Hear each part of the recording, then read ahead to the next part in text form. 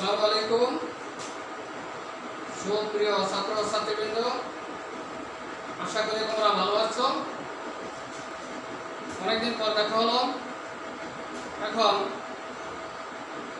আমিও আশা করি তোমরা ভালোই আছো। আজকে অনলাইনে আমি ক্লাস নিচ্ছি নবম এবং দশম শ্রেণী। আজকের আমার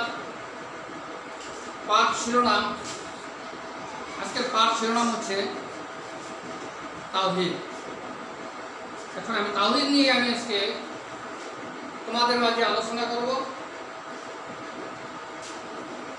তাওহীদের এখানে আমি আজকে তাওহীদ সম্পর্কে কয়েকটি দিক তোমাদের সামনে তুলে ধরব। তোমরা মনোযোগ সহকারে তোমরা শ্রবণ করবে, খাতায় তোমরা নোট করবে। আজকে পাঠ শিরোনামের আলোকে আজকে তোমরা বুঝতে পারবে যে তাওহীদের পরিচয়, তাওহীদ কি, আসলে কেন তাওহীদে বিশ্বাস করতে হবে, আরেকটা আছে তাওহীদের গুরুত্ব।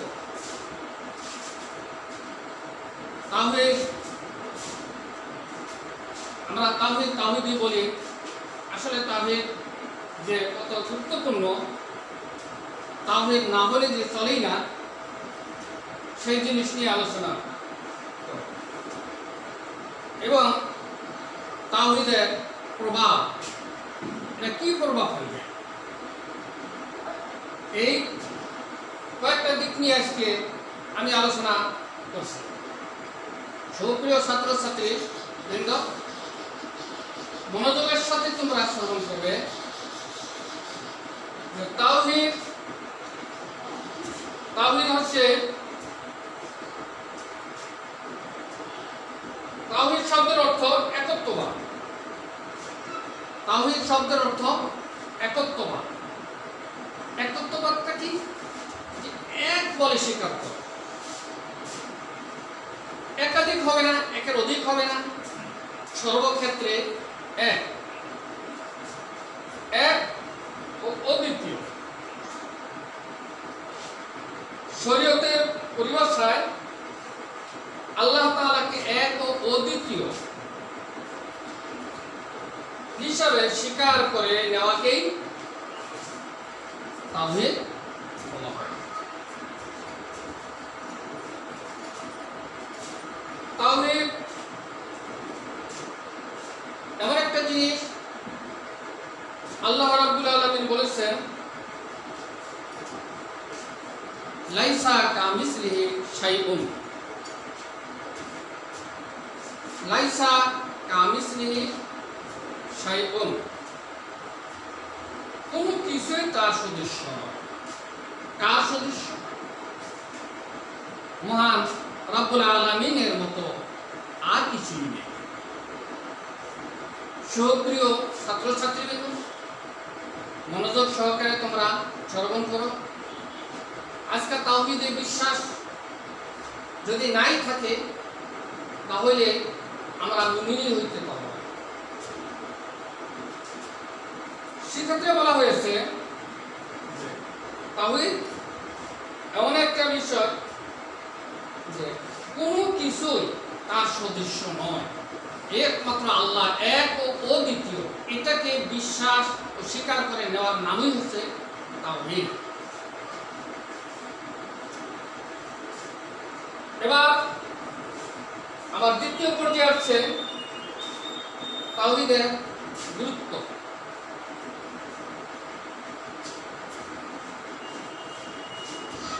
ঈমানের সর্বপ্রথম এবং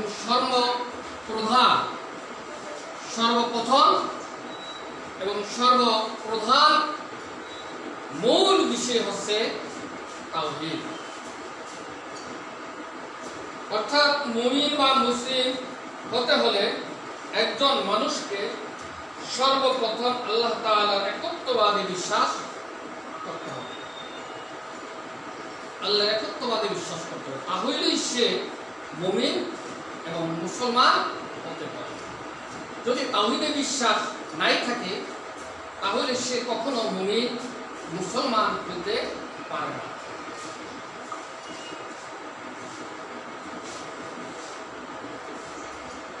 তাওহীদে বিশ্বাস ব্যতীত কোনো ব্যক্তি ঈমান ও ইসলামে প্রবেশ করতে পারে না। তাই সর্বপ্রথমে ঈমানের মূল প্রধান যে দিকটা সেটাই হচ্ছে তাওহীদ।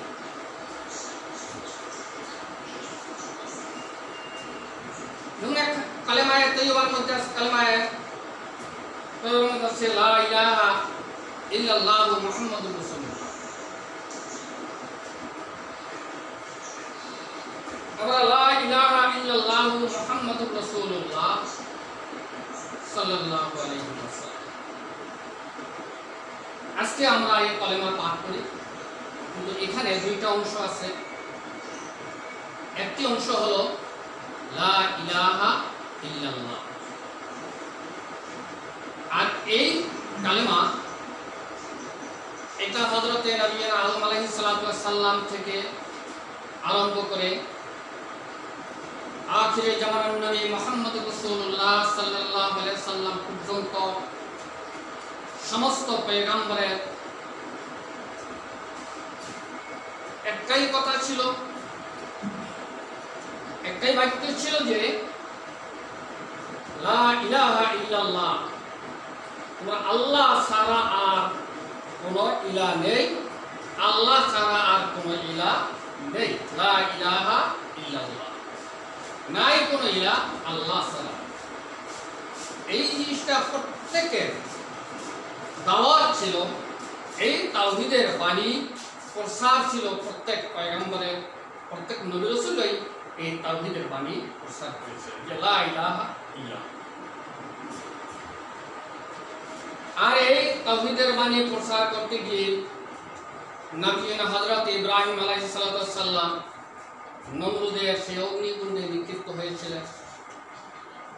আমাদের প্রিয় নবী হযরত মুহাম্মদুর রাসূলুল্লাহ সাল্লাল্লাহু আলাইহি ওয়াসাল্লাম তিনি আপন মাতৃভূমি, জন্মভূমি সেই মক্কা ছেড়ে মদিনায় হিজরত করতে বাধ্য হয়েছিলেন।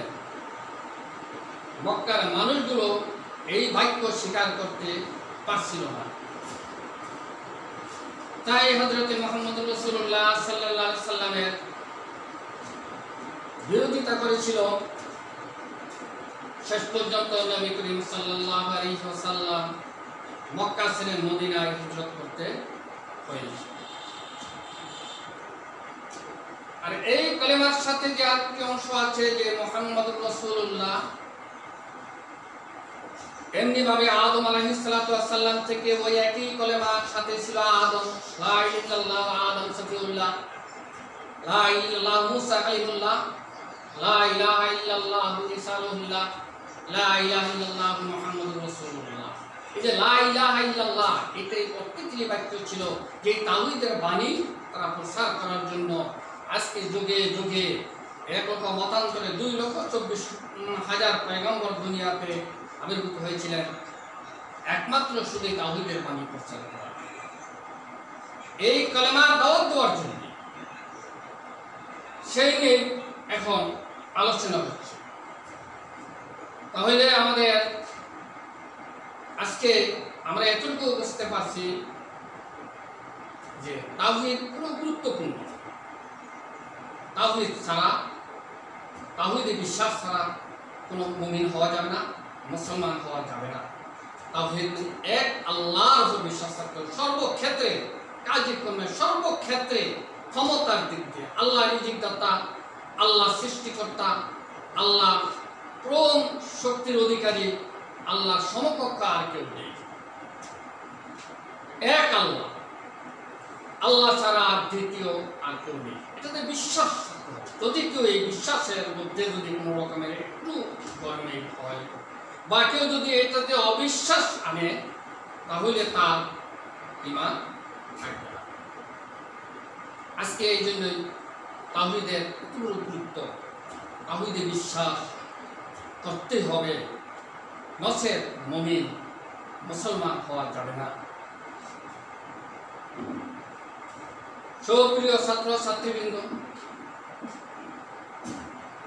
তোমরা অবশ্যই বুঝতে পারছো যে তাওহীদের গুরুত্ব কতটুকু। আশা করি তোমরা অবশ্যই বুঝতে পেরেছো। যদি তোমরা এই ক্ষেত্রে কোনো রকমের বুঝতে অসুবিধা মনে করো, কোনো ক্ষেত্রে যদি বুঝতে না পারো, তাহলে আমাকে বলবে, আমি এটাকে পুনরাবৃত্তি করব।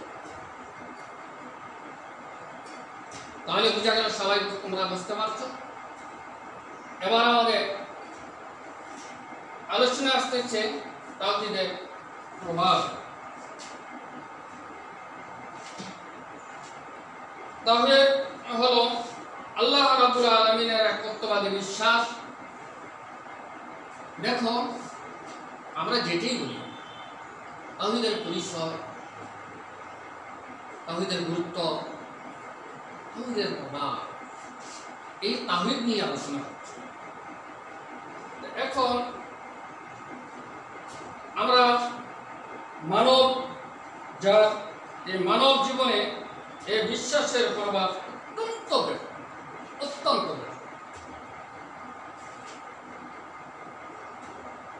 তাওহীদের বিশ্বাস মানুষকে কৃতজ্ঞতা প্রকাশে শুরু করে।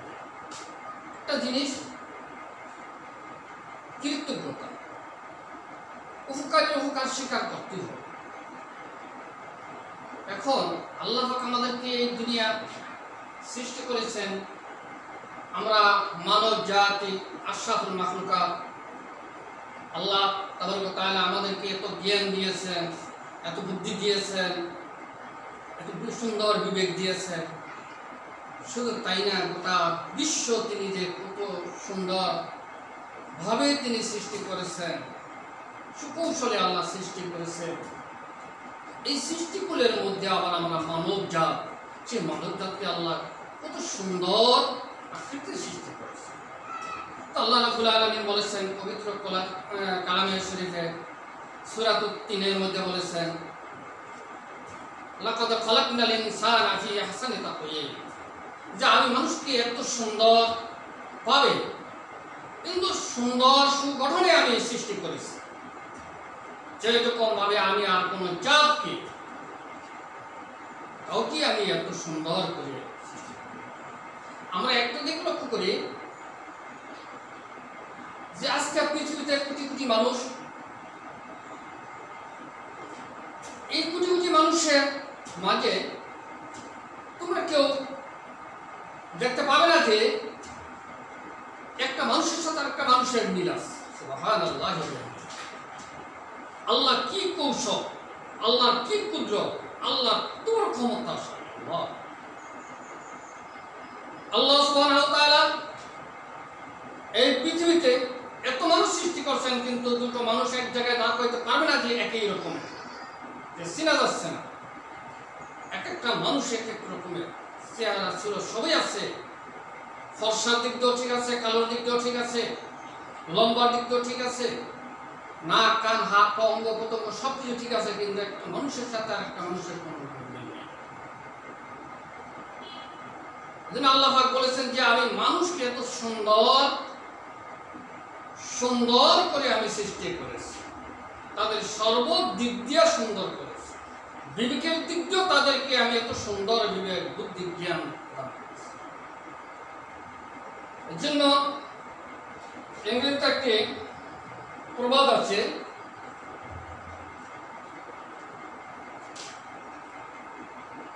man is man because he is endowed with knowledge, in absence of which there would be no difference between him and forfeited animal. আল্লাহ পাক মানুষকে যে আসলে সত্যি যে এত সুন্দর জ্ঞান দান করেছেন, এই জ্ঞানের কারণে আজকে আমরা মানুষ বলেছে। আল্লাহ রাব্বুল আলামিন মানুষকে যে জ্ঞান দিয়ে সৃষ্টি করেছেন, মানুষকে যে জ্ঞান দান করেছেন, এই কারণে মানুষকে মানুষ বলা হয় এই কারণেই যে তাকে যে জ্ঞান দান করা হয়েছে সেই জ্ঞানটা, ওই জ্ঞানটা যখন তার অনুপস্থিত, তার মাঝে অনুপস্থিত বিরাজ করবে, মানুষের মাঝে যে জ্ঞানটা, সেই জ্ঞানটা যখন মানুষের যে জ্ঞানটা, সেই জ্ঞানটা যখন অনুপস্থিত থাকবে, তখন ওই মানুষটার মধ্যে আর সদৃশ্য জন্তুর মধ্যে কোন রকমের পার্থক্য থাকবে না। সুপ্রিয় ছাত্র ছাত্রীবৃন্দ, আশা করি তোমরা আমার কথাটা বুঝতে পারছো। খুব খেয়াল করে শুনবে যে মানুষকে মানুষ বলা হয় এই কারণে যে তাকে যে জ্ঞান দান করা হয়েছে, সে জ্ঞানের অনুভূতিতে মানুষকে যে জ্ঞান দান করা হয়েছে, এইরকম জ্ঞান আর কাউকে দান করা হয়নি। তাহলে ওই জ্ঞানটার, যে জ্ঞানের দ্বারা আজকে ভালো খারাপ সব কিছু বোঝে, ওই জ্ঞানের কারণে মানুষের দাম, ওইটার কারণে মানুষ আজকাল সে অনেক উদ্দেশ্য চলে গেছে। ওই জ্ঞানের অনুপস্থিতিতে তখন ওই মানুষ আর একটা সদৃশ্য জন্তুর মধ্যে তার কোনো পার্থক্যই থাকে না। সুপ্রিয় ছাত্র ছাত্রীবৃন্দ, এমন কাজ করবে না যাতে করে আমাদের মাঝ থেকে, আমাদের থেকে ওই জ্ঞানটা বিলুপ্ত হয়ে যায়। এমন কাজ যাতে আমরা না করবো। আমাদেরকে আল্লাহ পাক যে জ্ঞান দান করেছেন, সেই জ্ঞান বুদ্ধি বিবেক খাটিয়ে যাতে আমরা সঠিক যে জিনিসটা সেইটাই আমরা যাতে তুলে ধরতে পারি, আর আল্লাহ রাব্বুল আলামিনকে আমরা সত্যিকারভাবে আল্লাহকে এক বলে, আল্লাহকে অদ্বিতীয় বলে বিশ্বাস যাতে আমরা করতে পারি, তাহলে আমাদের ঈমান অবশ্যই মজবুত হবে, আমাদের আত্মসচেতনতা হবে, আমাদের মধ্যে আত্মসচেতনতা আসবে। আল্লাহ পাক আমাদের যে জ্ঞান, সেই জ্ঞানটা তখন আমরা বিভিন্ন কাজে সঠিক পন্থায় আমরা ব্যবহার করতে পারব। সুপ্রিয় ছাত্র ছাত্রীবৃন্দ, আমি তোমাদের মাঝে আজকে এই তাওহীদ নিয়ে আলোচনা করলাম। সত্যি তোমরা যদি একটু চিন্তা ভাবনা করো, তাহলে অবশ্যই সে আল্লাহ